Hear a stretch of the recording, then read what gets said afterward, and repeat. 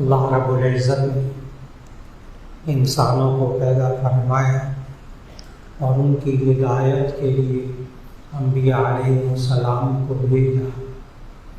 پہلے انسان سے لے کر آخری انسان تک کوئی دور اللہ نے ایسا نہیں رکھا کہ جس میں ہدایت دینے کے لیے انبیاء علیہ السلام کو نہ بھیجا۔ پہلے انسان کے لیے کون نبی ہوتا، اس کا حل اللہ نے یہ نکالا کہ پہلے انسان ہی کو نبی بنا کر بھیج دیا، حضرت آدم علیہ السلام، اور پھر اس کے بعد انبیاء علیہ السلام کا سلسلہ چلتا رہا یہاں تک کہ آخری نبی خاتم النبیین احمد مصطفیٰ محمد مصطفیٰ صلی اللہ علیہ وسلم اللہ تعالیٰ نے آخری نبی بنا کر بھیجا، اور اب قیامت تک کے لیے محمد صلی اللہ علیہ وسلم بھی ہر انسان کے لیے نبی ہے۔ یہ ہمارا عقیدہ ہے جسے عقیدہ ختم نبوت کہتے ہیں۔ اور نبی کریم صلی اللہ علیہ وسلم کو، آخری نبی کو، اللہ نے کس شان کے ساتھ بھیجا؟ آج کی نشست میں صرف یہی عرض کرنا مقصود ہے کہ آخری نبی صلی اللہ علیہ وسلم کو اللہ تعالیٰ نے کس شان کے ساتھ بھیجا کہ پہلے سے آسمانی کتابوں میں نبی کریم صلی اللہ علیہ وسلم کا ذکر مبارک موجود تھا، اور نبی کریم صلی اللہ علیہ وسلم کا نام مبارک بھی گزشتہ انبیاء نے اپنی قوموں کو بتا دیا تھا، یہاں تک کہ گزشتہ آسمانی کتابوں کے جو علماء اس دور کے ہوتے تھے، ماہرین ہوتے تھے، ان کو آخری نبی صلی اللہ علیہ وسلم کے بارے میں یہ تک پتہ تھا کہ وہ آخری نبی صلی اللہ علیہ وسلم کس سرزمین میں تشریف لائیں گے۔ ان آسمانی کتابوں کے ماہرین کو یہ بھی معلوم تھا کہ نبی صلی اللہ علیہ وسلم کیا کھائیں گے، کیا نہیں کھائیں گے، یہاں تک کہ نبی کریم صلی اللہ علیہ وسلم کی جسم اطہر کے اندر خاص نشانیاں، جسمانی نشانیاں، یہ تک گزشتہ آسمانی کتابوں کے ماہرین علماء کے پاس موجود تھی، یہاں تک کہ نبی صلی اللہ علیہ وسلم کا مزاج مبارک کیسا ہوگا، آپ کا رویہ کیسا ہوگا، یہ تک گزشتہ آسمانی کتابوں میں موجود تھا۔ آپ کو حیرت ہوگی یہ سن کر نبی صلی اللہ علیہ وسلم کے صحابہ کیسے ہوں گے، یہ تک گزشتہ آسمانی کتابوں میں موجود تھا۔ اس شان کے ساتھ بھیجا آخری نبی صلی اللہ علیہ وسلم کو اللہ تعالیٰ نے، اور یہ جو ابھی میں نے آیت پڑھنے کے بعد شروع سے لے کے اب تک جتنے جملے ابھی آپ نے سنے ہیں، اب ایک ایک جملے کی دلیل عرض کرنے لگا۔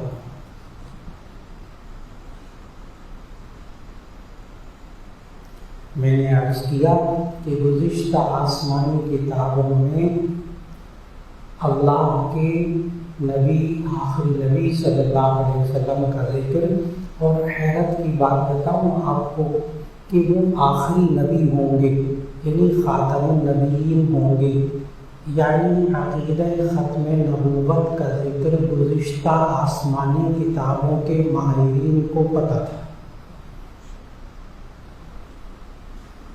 قرآن و سنت سے دلائل پیش کروں گا ان باتوں پر۔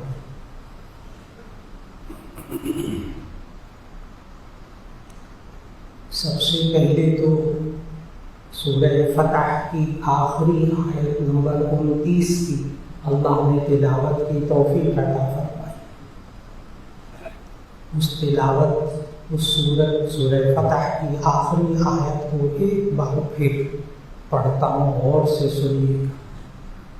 محمد رسول اللہ والذین معہ اشداء علی الکفار رحماء بینہم تراہم رکعا سجدا یبتغون فضلا من اللہ ورضوانا سیماہم فی وجوہہم من اثر السجود ذلک مثلہم فی التوراۃ ومثلہم فی الانجیل۔ ترجمہ کرنے لگا۔ محمد رسول اللہ، محمد صلی اللہ علیہ وسلم اللہ کے رسول ہیں۔ والذین معہ، اور وہ لوگ جو ان کے ساتھ ہوں گے، ان کی نشانی، صحابہ کی نشانی۔ اشداء علی الکفار رحماء بینہم، وہ کافروں کے لیے بہت سخت ہوں گے لیکن آپس میں رحم دل ہوں گے۔ یہ آخری نبی صلی اللہ علیہ وسلم کو ماننے والوں کی نشانی ذکر ہوئی۔ اشداء علی الکفار رحماء بینہم، کافروں کے لیے بہت سخت، آپس میں رحم دل۔ تھوڑا سا بیٹھ کر کبھی سوچئے گا، کہیں الٹ تو نہیں ہو گیا امت مسلمہ میں یہ والا جملہ؟ الٹ تو نہیں ہو گیا کہ تورات اور انجیل میں اللہ کے آخری نبی کو ماننے والوں کی نشانی یہ بیان ہوئی، اشداء علی الکفار رحماء بینہم، کافروں کے لیے انتہائی سخت، آپس میں رحم دل۔ تو میں نے عرض کیا سوچئے گا کہیں امت مسلمہ میں الٹ تو نہیں ہو گیا کہ ساری یاریاں دوستیاں کافروں کے ساتھ اور آپس میں لڑ رہے، کہیں الٹ تو نہیں ہو گیا؟ آخری نبی صلی اللہ علیہ وسلم کے ماننے والوں کی نشانی یہ تو بیان نہیں ہوئی تھی، وہ تو یہ بیان ہوئی تھی اشداء علی الکفار رحماء بینہم۔ پھر تورات اور انجیل میں آخری نبی صلی اللہ علیہ وسلم کے ماننے والوں کی نشانی کیا بیان ہوئی؟ تراہم رکعا سجدا یبتغون فضلا من اللہ ورضوانا، تراہم رکعا سجدا، آپ ان کو دیکھیں گے کہ وہ رکوع اور سجدے میں یبتغون فضلا من اللہ ورضوانا، وہ اللہ کا فضل، اس کی مہربانی اور اس کے فضل اور اس کا رحم تلاش کر، اس کی رضامندی تلاش کرتے ہوں گے۔ رکوع سجدے کرنے والے ہوں گے آخری نبی کو ماننے والے، نمازیں پڑھنے والے۔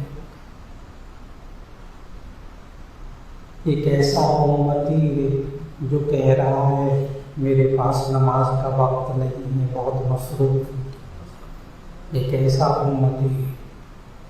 تراہم رکعا سجدا یبتغون فضلا من اللہ ورضوانا سیماہم فی وجوہہم من اثر السجود، ان کی پیشانیوں میں سجدوں کے نشانات ہوں گے۔ ذالک مثلہم فی التوراۃ ومثلہم فی الانجیل، یہ وہ ہیں جن کی مثال تورات میں ہے، جن کی مثال انجیل میں۔ تو میں نے عرض کیا کہ محمد صلی اللہ علیہ وسلم کا تذکرہ، آپ کے ماننے والے صحابہ کا تذکرہ، یہ تو تورات اور انجیل میں موجود تھا، یہ اللہ نے ہمیں قرآن میں بتایا۔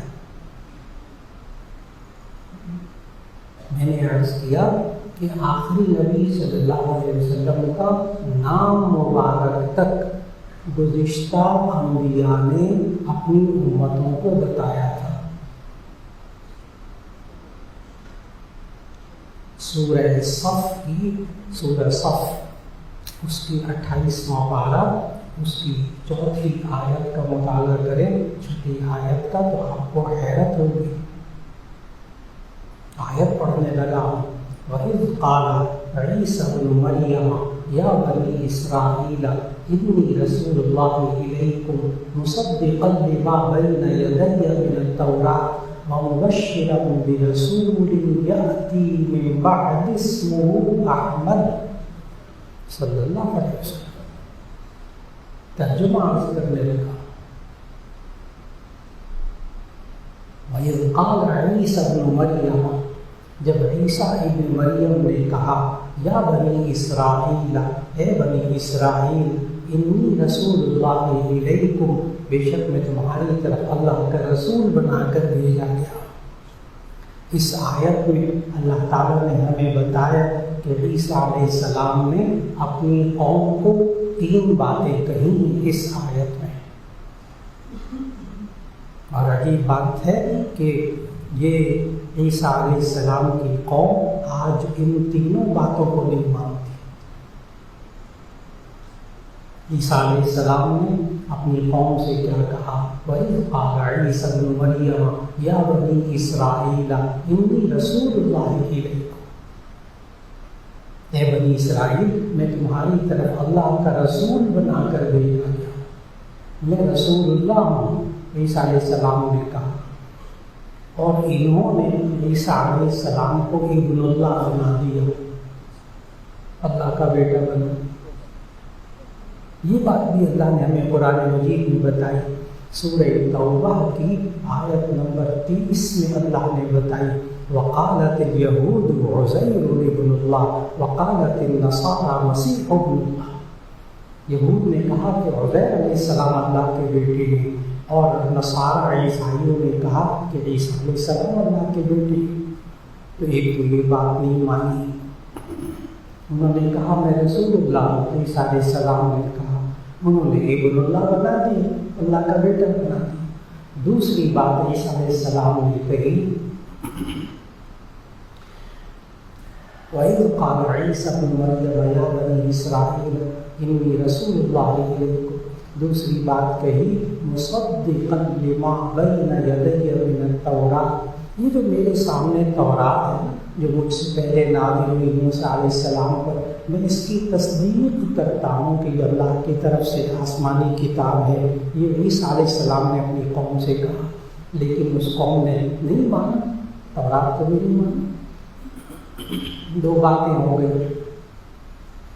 تیسری بات اس آیت میں عیسیٰ علیہ السلام نے اپنی قوم سے کہا، قرآن مجید کی آیت سورہ صف کی، وَمُبَشِّرًا بِرَسُولٍ يَأْتِي مِن بَعْدِي اسْمُهُ أَحْمَدُ، وَمُبَشِّرًا، اور میں خوشخبری دینے والا ہوں، برسول، ایک رسول کی، یأتی، جو آئیں گے میرے بعد، من بعدی، میرے بعد، اسمہ احمد، ان کا نام ہوگا احمد صلی اللہ علیہ وسلم۔ یہ اللہ ہمیں قرآن مجید کے اندر بتا رہا ہے کہ کس شان کے ساتھ اللہ نے آخری نبی صلی اللہ علیہ وسلم کو بھیجا کہ ان آخری نبی کا نام تک عیسیٰ علیہ السلام نے اپنی قوم کو بتا دیا تھا قرآن مجید کی اس آیت کے مطابق۔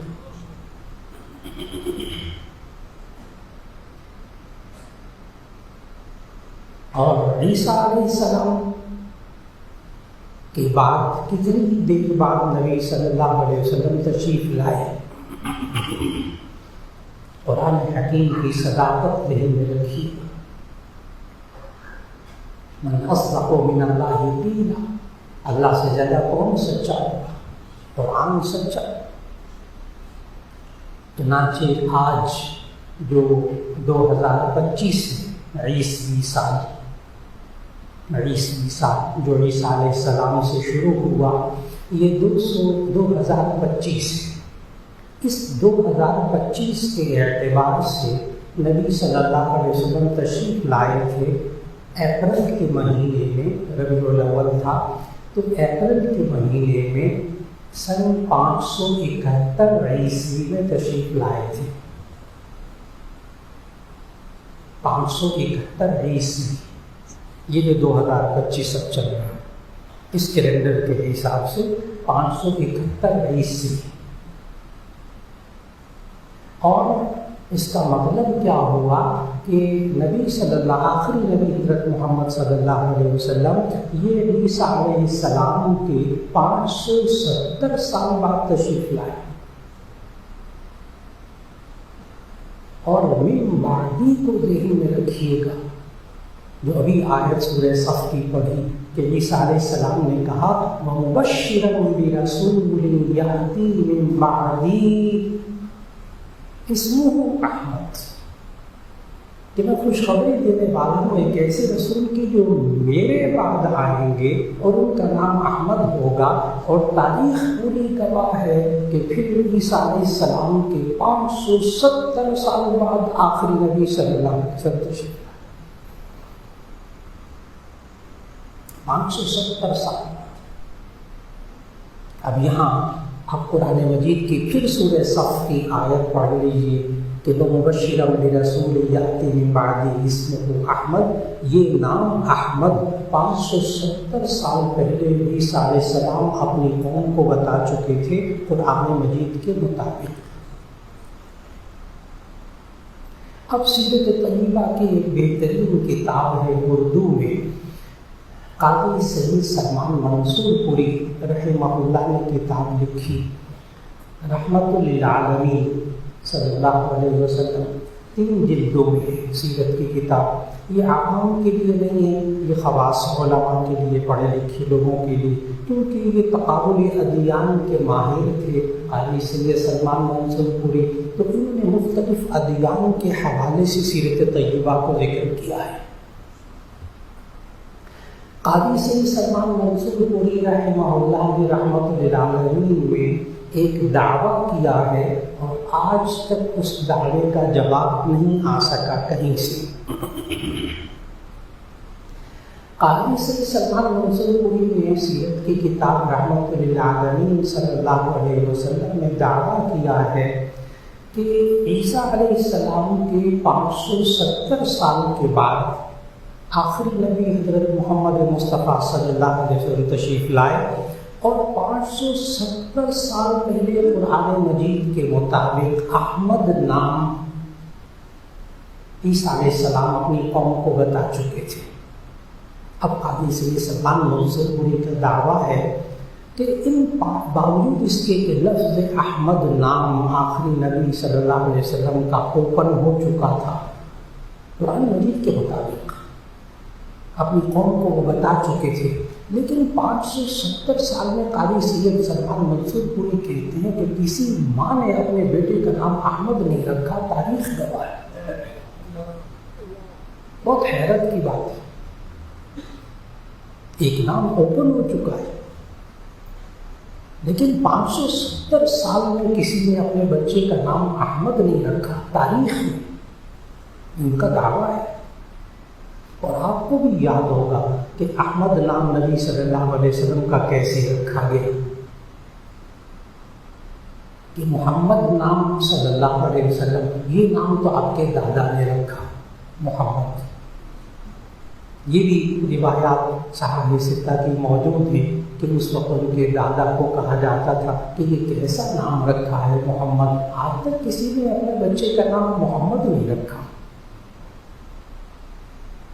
لیکن احمد نام کیسے رکھا گیا؟ آپ جب سیرت کی مستند کتابوں کو پڑھنا چاہیں، بہت سے حضرات یہ والا سوال کرتے ہیں کہ ہم سیرت کی کتابوں میں کون سی ایسی سیرت کی کتاب پڑھیں جس میں بس پڑھنے کے بعد پھر ہمیں اور کسی کتاب کی ضرورت پیش نہ آئے، اور اس میں مستند باتیں ہوں، ادھر ادھر کی باتیں نہ ہوں، کمزور باتیں نہ ہوں۔ تو بہترین سیرت طیبہ کی کتاب بہت اچھی طرح جب بھی آپ مطالعہ کرنا چاہیں تو سیرت المصطفیٰ صلی اللہ علیہ وسلم کتاب کا نام ہے۔ سیرت المصطفیٰ صلی اللہ علیہ وسلم 3 جلدوں میں ہے، اور اس کے لکھنے والے ہیں جامع شفیعہ کے سابق شیخ تفسیر والحدیث حضرت مولانا محمد ادریس کانجلوی رحمہ اللہ۔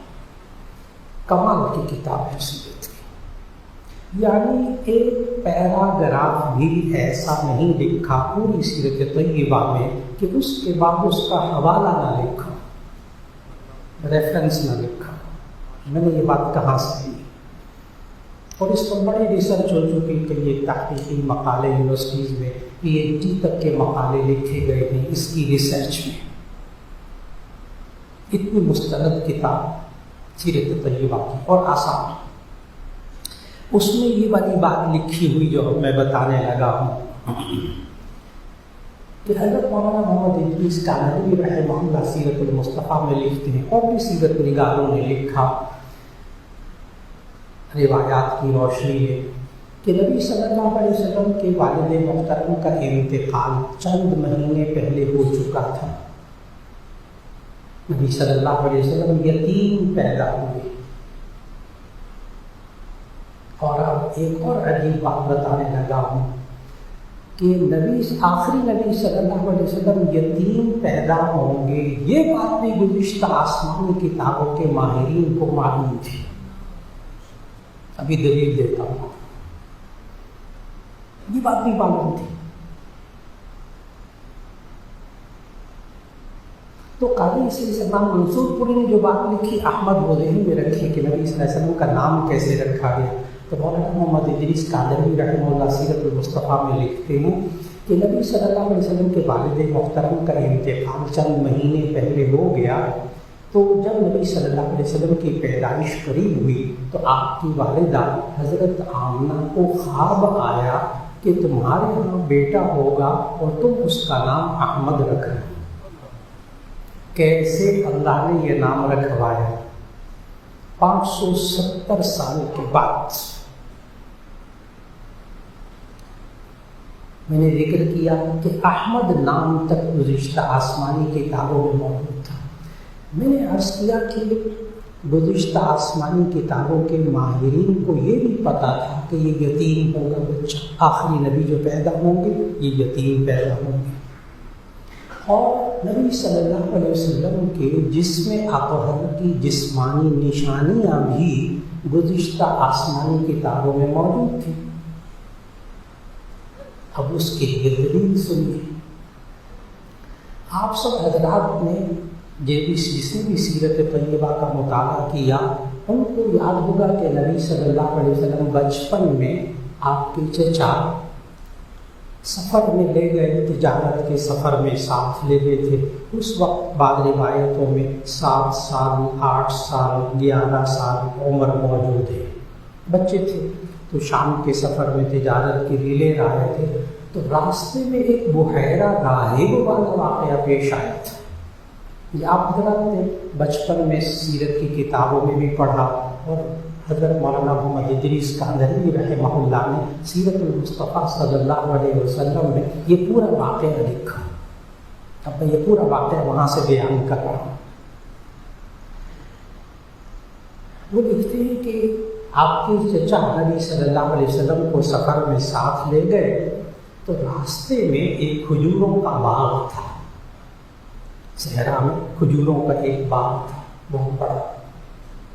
جب یہ قافلہ قریب پہنچا تو وہاں اس کھجوروں کے باغ سے وہ بحیرہ راہب نکلا، وہ عیسائی پادری بہت بڑا بحیرہ راہب، اور حضرت مولانا محمد ادریس کانوی رحمہ اللہ نے اس کا نام بھی وہاں لکھا، تو اس کا نام تھا جرجیس۔ تو یہ بحیرہ راہب اپنے کھجوروں کے باغ سے نکلا اور اس نے قافلے کا استقبال کیا۔ پھر اس نے قافلے میں ایک چھوٹا سا بچہ دیکھا، تو وہاں موجود کہ بحیرہ راہب سے کسی نے پوچھا کہ آپ باہر کیوں آئے ہیں اس قافلے کے استقبال کے لیے؟ تو اس نے کہا کہ یہ دوپہر کے وقت یہ قافلہ بہت دور سے آ رہا تھا، اور میں دیکھ رہا تھا کہ جہاں جہاں یہ قافلہ آ رہا ہے وہاں اس قافلے کے اوپر ایک چھوٹا سا بادل سایہ کیے ہوئے ساتھ ساتھ آ رہا ہے۔ تو میں نے سوچا کہ اس قافلے کے اندر کوئی خاص شخصیت ہے۔ میں باہر نکلا استقبال کے لیے، تو جب باہر نکلا تو قافلے کے اندر ایک بچے کو دیکھا۔ ابو طالب چچا ساتھ تھے اس سفر میں. تو بحیرہ راہب نے پوچھا یہ بچہ کون ہے؟ اور کیجیے گا، مولانا ادریس کاملی رحمہ اللہ لکھ رہے ہیں. بحیرہ راہب نے اس سے پوچھا یہ بچہ کون ہے؟ ابو طالب نے چچا نے کہا یہ میرا بیٹا ہے. بحیرہ راہب نے ابو طالب سے کہا اسے تو یتیم ہونا چاہیے تھا. آپ غور کیجیے گا باتوں میں، اسے تو یتیم ہونا چاہیے تھا. ابو طالب نے فوراً کہا ہاں میری پرورش میں والد کا انتقال ہو گیا تھا اس لیے میں نے اورفن بیٹا کہہ دیا، ورنہ یہ واقعی یتیم ہے. پھر اس سیرت المصطفیٰ کی کتاب میں وہ پڑھیے ورق کہ بحیرہ راہب نے پھر بچپن کے اندر نبی صلی اللہ علیہ وسلم کے کرتے مبارک کے بٹن کھلوائے اور کھلوانے کے بعد اس کرتے کو پیچھے کیا اور دونوں کندھوں کے درمیان جو مہر نبوت تھی سرمئی رنگ کا ابھرا ہوا گوشت، جامع ترمذی، جامع بخاری، صحیح مسلم کی روایت کے اس میں ہر محدث نے باب بنایا ہے باب ما جاء فی خاتم النبوہ، مہر نبوت کے بارے میں کہ نبی صلی اللہ علیہ وسلم کے دونوں کندھوں کے درمیان پیدائشی سرمئی رنگ کا تھوڑا سا گوشت ابھرا ہوا تھا. تو بحیرہ راہب نے وہ کرتے کے بٹن کھلوائے اور کھلوانے کے بعد اس مہر نبوت کو چوما اور چوم کر کہا ابو طالب سے کہ ان کو شام نہ لے جائے، یہودی پہچان جائیں گے، نقصان پہنچائیں گے. یہ آخری نبی صلی اللہ علیہ وسلم. میں نے عرض کیا نام تک گزشتہ آسمانی کتابوں میں آپ صلی اللہ علیہ وسلم کہ جس میں اپہر کی نشانیاں تک گزشتہ آسمانی کتابوں میں یتیم پیدا ہوں گے یہ تک ان راہبوں کو پتہ تھا. اور یہ آخری نبی ہوں گے یہ بھی پتہ تھا ان راہبوں کو. کس سرزمین میں آئیں گے، کیا کھائیں گے کیا نہیں کھائیں گے یہ تک پتہ تھا. حضرت سلمان فارسی رضی اللہ تعالیٰ عنہ اپنے ایمان لانے کا واقعہ بیان کرتے ہیں خود. اب میں حضرت سلمان فارسی کی اپنی زبان میں باتیں بیان کرنے لگا ہوں. حضرت سلمان فارسی فارس کے رہنے والے، ایران کے رہنے والے، ان کا مذہب تھا مجوسی آریہ. فارس کا پرانا سرکاری مذہب آریہ ہوتا تھا. آگ کی پوجا کرتے تھے، سورج کی پوجا کرتے تھے، بت پرستی میں بھی مبتلا تھے. سلمان فارسی کہتے پہلے میں مجوسی تھا فارس ایران میں رہتے ہوئے. پھر میں نے اس وقت آسمانی مذہب عیسائیت قبول کر لی. یہ نبی صلی اللہ علیہ وسلم کی پیدائش سے بہت پہلے کا واقعہ ہے. کہتے میں نے عیسائیت قبول کر لی، یعنی میں مؤمن ہو گیا، اللہ پر ایمان لے آیا. اس وقت کے جو رسول جن کو مانا جاتا تھا ان پر ایمان لے آیا عیسیٰ علیہ السلام پر. تو ماں باپ نے بہت مارا ہے. اور کہتے ہیں وہاں سے پھر عراق آ گئے، وہاں ایک پادری کے پاس رہنے لگا موصل کے علاقے میں. کہنے لگے میں موصل کے علاقے میں رہتا رہا پادری کے پاس. جب وہ بوڑھا ہو گیا، بیمار ہونے لگا، انتقال ہونے لگا، میں نے کہا میں کہاں جاؤں؟ تو اس نے بتایا کہ تم اس وقت ایک اور پادری ہے بہت بڑا، تم اس کے پاس چلے جاؤ. تو میں عراق کے موصل کے علاقے سے اس علاقے میں چلا گیا. وہاں جا کر پادری کے پاس رہنے لگا. وہ بھی یہ پادری بوڑھا ہو گیا، مرنے لگا. تو میں نے کہا میں کہاں جاؤں؟ تو اس نے کہا اب تم عموریہ شام کے اندر ایک علاقہ ہے، اس میں بہت بڑا پادری ہے، وہاں اس کے پاس چلے جاؤ. کہتے میں اس کے پاس چلا گیا. اب کتنی عمر تھی اس وقت سلمان فارسی کی وہ آخر میں آپ کو بتاتا ہوں. تو اس پادری کے پاس رہے، بوڑھا ہو گیا، اس کے پاس رہے، بوڑھا ہو گیا. پھر عموریہ کے پادری کے پاس چلے گئے. سلمان فارسی رضی اللہ تعالیٰ عنہ کہتے ہیں. اور یہ پورا واقعہ جو میں بیان کر رہا ہوں یہ شمائل ترمذی کی شرح خصائل نبوی شیخ الحدیث مولانا محمد زکریا رحمہ اللہ کی لکھی ہوئی، اور وہاں سے میں ایک ایک لفظ نقل کر رہا ہوں.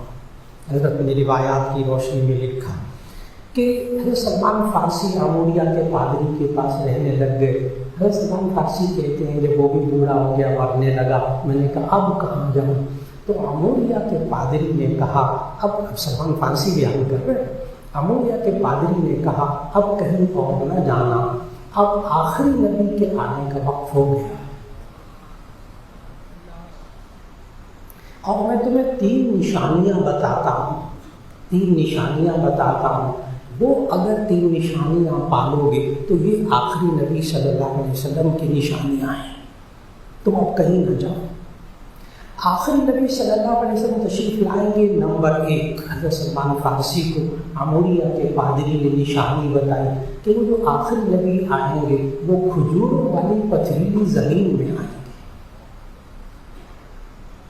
کھجوروں والی پتھریلی زمین میں آئیں گے. نمبر 2, ان کی دوسری نشانی یہ ہوگی کہ وہ صدقہ نہیں کھائیں گے, ہدیہ کھائیں گے. صدقہ نہیں کھائیں گے, ہدیہ کھائیں گے. یہ آپ حضرات کو معلوم, صحیح مسلم کی روایت میں موجود کہ نبی صلی اللہ علیہ وسلم نے خود فرمایا لا تحل الصدقۃ لمحمد ولا لآل محمد صلی اللہ علیہ وسلم, کہ صدقہ حلال نہیں ہوتا محمد صلی اللہ علیہ وسلم کے لیے اور ان کی آل کے لیے. اور وجہ بھی لکھی ہے صحیح مسلم کی روایت میں کہ کیوں حلال نہیں صدقہ زکوٰۃ محمد صلی اللہ علیہ وسلم کے لیے. انما ہی من اوساخ اموال الناس, یہ زکوٰۃ کا جو مال ہوتا ہے یہ لوگوں کی مال کا میل کچیل ہوتا ہے, اس لیے یہ محمد صلی اللہ علیہ وسلم کے لیے ان کی آل کے لیے حلال نہیں. چنانچہ دوسری نشانی یہ بتائی کہ وہ صدقہ نہیں کھائیں گے, ہدیہ کھائیں گے. سلمان فارسی کہتے تیسری نشانی اس نے یہ بتائی کہ ان کے دونوں کندھوں کے درمیان مہر نبوت ہوگی, مہر نبوت ہوگی. سلمان فارسی کہتے ہیں میں ابھی عموریہ کے علاقے میں تھا کہ وہاں ایک بنو بکر جو کہ مکے کا بہت بڑا تجارتی قافلہ تھا, جس کے پاس ایک وقت میں 10-10 ہزار بکریاں ہوتی تھیں, بڑا تاجروں کا قافلہ تھا. پہلے جب وہ عموریہ آیا تو میں ان کے ساتھ بکے میں آ گیا. بکہ یہ مکے کا پرانا نام, مکہ المکرمہ کا پرانا نام بکہ, یہ قرآن مجید میں آیا سورہ ال عمران میں ان اول بیت وضع للناس للذی ببکۃ مبارکہ, پہلا جو گھر بیت اللہ بنا وہ بکے میں بنا, پھر بعد میں اس کا نام مکہ ہوا. تو سلمان فارسی کہتے مجھے بکے میں وہ قافلہ لے آیا مکے میں. وہاں پھر بنو نذیر مدینہ منورہ, اس وقت یثرب کہتے تھے, مدینہ منورہ کا پرانا نام یثرب, یہ بھی قرآن مجید میں آیا یا اہل یثرب لا مقام لکم فارجعوا. تو سلمان فارسی کہتے ہیں کہ یثرب سے بنو نذیر یہودیوں کا ایک قافلہ تاجروں کا آیا اور مجھے بنی بکر والوں نے, بکے کے مکے کے تاجروں نے مجھے دھوکے سے غلام بنا کر بیچ دیا. دھوکے سے غلام بنا, سلمان فارسی غلام نہیں تھے. تو سلمان فارسی کہتے ہیں مجھے غلام بنا کر بنو نذیر کے حوالے کر دیا یہودیوں کے قافلے, اور اس طرح میں یثرب میں آ گیا اور کام کرتا رہا وہاں کھجوروں کے باغ میں. اب آگے میں جو روایت ذکر کرنا لگا ہوں وہ شمائل ترمذی کی روایت کا ترجمہ عرض کرنے لگا ہوں. اس کے بعد حضرت سلمان فارسی کہتے ہیں میں ایک دن کھجوروں کے باغ میں کھجوریں توڑ رہا تھا مدینہ شریف میں. یثرب اس وقت مدینہ شریف میں کھجور کے باغ پہ, کھجور کے درخت پہ چڑھا ہوا کھجوریں توڑ رہا تھا. تو اتنے میں مجھے لوگوں کی آواز آئی کہ ایک صاحب تشریف لائے ہیں قبا کے علاقے میں. نبی صلی اللہ علیہ وسلم جب ہجرت کر کے سب سے پہلے اترے تو قبا میں اترے. تو قبا میں ایک صاحب آئے ہیں, وہ کہہ رہے ہیں میں اللہ کا آخری نبی ہوں. حضرت سلمان فارسی کہتے ہیں ایک دم میرے ذہن میں بات آئی کہ کھجوروں والی پتھریلی زمین تو یہ, آپ ذہن میں رکھیے گا وہ عموریہ کے پادری کی 3 نشانیاں. کہنے لگے کھجوروں والی پتھریلی زمین تو یہ ہے. خیر حضرت سلمان فارسی کہتے غلام کے طور پر کام کر رہے تھے، تو کہتے میں اترا نیچے، مالک سے اجازت مانگی، میں ذرا ہو کر آتا ہوں. مالک نے مارا پیٹا. حضرت سلمان فارسی کہتے پٹائی کی دبا کے کام کرو. کہتے کہ بالآخر میں وقت نکال کے کسی طرح ایک تھال میں کھجوریں لے کر، ذرا غور کیجیے، ایک تھال میں کھجوریں لے کر قبا کے علاقے میں آیا تو وہاں محمد صلی اللہ علیہ وسلم بیٹھے ہوئے تھے، صحابہ بیٹھے ہوئے تھے. اب میں یہ شمائل ترمذی کی روایت پڑھ رہا ہوں. تو جب وہاں وہ کھجوریں لے کر آئے تو کہا یہ آپ کے لیے کھجوریں لایا ہوں. نبی صلی اللہ علیہ وسلم پوچھا کیسی کھجوریں ہیں؟ سلمان فارسی نے کہا یہ آپ کے لیے صدقہ ہے، یہ آپ کے لیے صدقہ ہے. نبی صلی اللہ علیہ وسلم نے فرمایا ادفعها فإنا لا نأكل الصدقہ، اسے دور ہٹا دو، ہم صدقہ نہیں کھاتے. سمجھ گئے ہم صدقہ نہیں کھاتے. سلمان فارسی کہتے ہیں واپس آ گئے. واپس آ کے کہتے ہیں میں اگلے دن پھر کھجوریں تھال میں اور کھجوریں ڈال کے دے گی اور کہا کہ یہ آپ کے لیے کھجوریں لایا ہوں. محمد صلی اللہ علیہ وسلم نے فرمایا یہ کیسی کھجوریں ہیں؟ فرمایا یہ آپ کے لیے ہدیہ ہے. نبی صلی اللہ علیہ وسلم نے فرمایا دسترخوان بچھاؤ، سب کھائیں گے. کتنی نشانیاں مل گئی. دو، ایک کہ کھجوروں والی پتھریلی زمین میں آئیں گے، اور ایک یہ کہ وہ صدقہ نہیں کھائیں گے، ہدیہ کھائیں گے. دو نشانیاں مل گئی. حضرت سلمان فارسی کہتے ہیں شمائل ترمذی کی اس روایت کے مطابق کہ جب سب کھجوریں کھانے لگے تو میں گھوم کر نبی صلی اللہ علیہ وسلم کے پیچھے آیا. نبی صلی اللہ علیہ وسلم کے پیچھے آیا. نبی صلی اللہ علیہ وسلم کو پتہ چل گیا یہ کیا چاہتے ہیں. تو نبی صلی اللہ علیہ وسلم نے خود اپنے کرتے مبارک کے بٹن کھولے، اور بٹن کھولنے کے بعد خود نبی صلی اللہ علیہ وسلم ماشاء اللہ وسلم مرحبا ماشاء اللہ.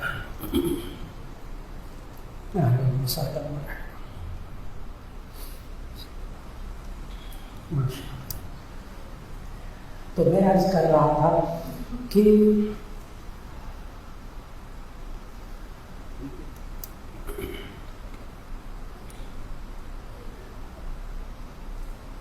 حضرت سلمان فارسی رضی اللہ تعالیٰ عنہ جھوم کر پیچھے آئے تو نبی صلی اللہ علیہ وسلم کو اندازہ ہو گیا یہ کیا چاہتے ہیں. تو نبی صلی اللہ علیہ وسلم نے اپنے کرتے مبارک کے بٹن کھولے اور مہر نبوت کو کھولا. اور حضرت سلمان فارسی کہتے ہیں میں نے مہر نبوت کو چوما اور میں نے اسلام قبول کر لیا، کیونکہ تینوں نشانیاں مل گئی. آخری نبی صلی اللہ علیہ وسلم کی کھجوروں والی پتھریلی زمین، صدقہ نہیں کھائیں گے، ہدیہ کھائیں گے، اور دونوں کندھوں کے درمیان مہر نبوت. میں نے بتایا گزشتہ آسمانی کتابوں کے ماہرین کو نبی صلی اللہ علیہ وسلم کے بارے میں یہ بھی پتہ تھا کیا کھائیں گے کیا نہیں کھائیں گے. صدقہ نہیں کھائیں گے، ہدیہ کھائیں گے. کہاں آئیں گے، کس سرزمین میں آئیں گے؟ کھجوروں والی پتھریلی زمین میں آئیں گے، اور ان کے کندھوں کے درمیان مہر نبوت ہوگی. تو جسمانی نشانیاں تک گزشتہ آسمانی کتابوں کو ماہرین کو معلوم تھی.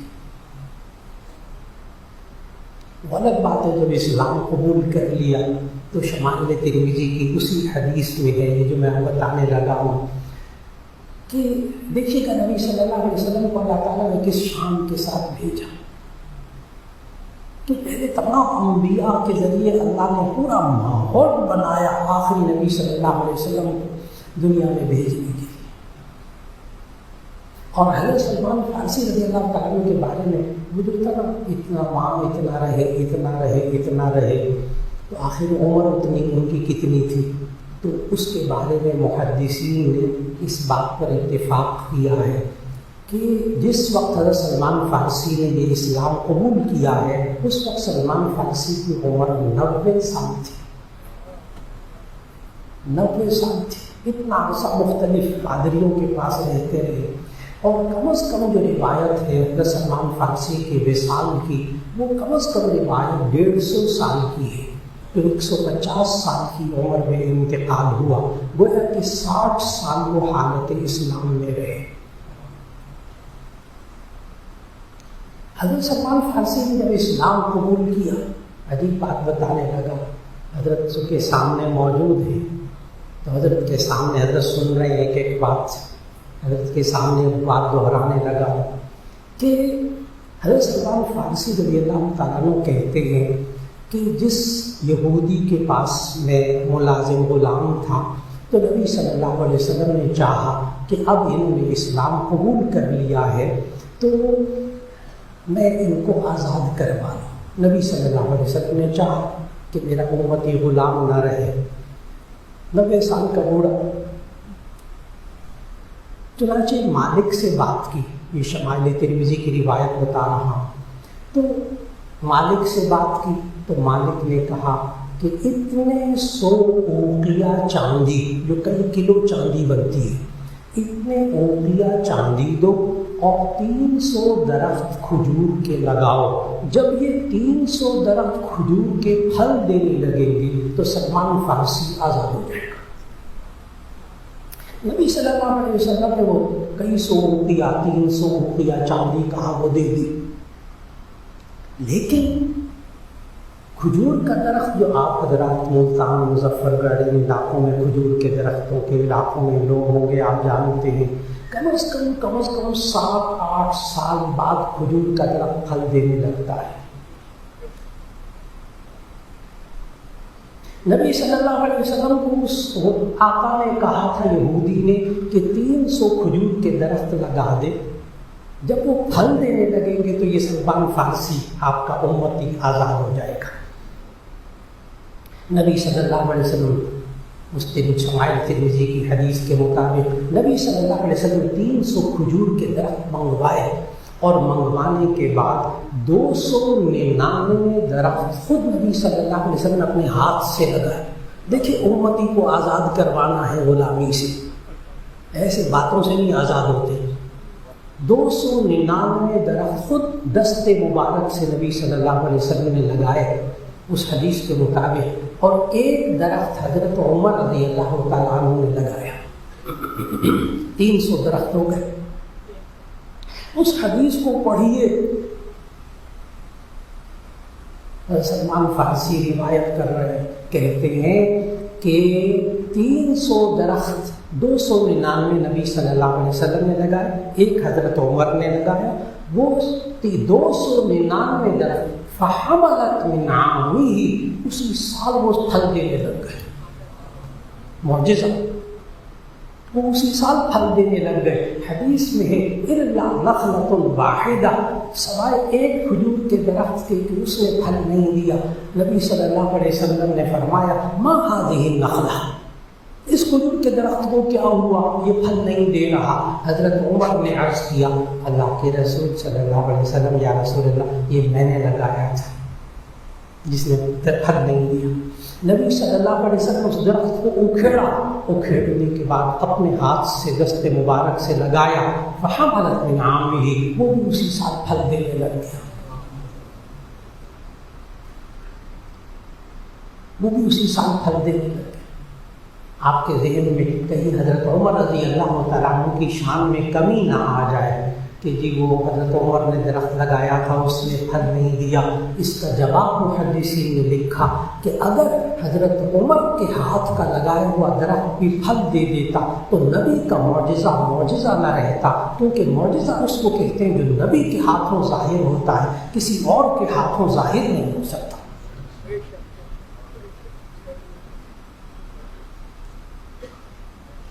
اس شان کے ساتھ بھیجا آخری نبی صلی اللہ علیہ وسلم کو اللہ تعالیٰ نے، اور آخر میں جو حضرت کے موجودگی میں حضرت کو دیکھتے ہوئے بات ایک دم یاد آ گئی، وہ جو 300 کھجور کھجور کے درخت لگائے تھے نبی صلی اللہ علیہ وسلم نے حضرت سلمان فارسی کو آزاد کرنے کے لیے، آج ہمارے سامنے وہ ہستی حضرت مولانا فضل الرحیم صاحب کی شکل میں موجود ہے جنہوں نے اس درخت سے کھجوریں کھائی ہیں۔ حضرت تصدیق فرما رہے ہیں، اس باغ کی کھجوریں حضرت نے کھائی ہیں۔ پھر اس کے بعد میں حالات بدلتے رہے۔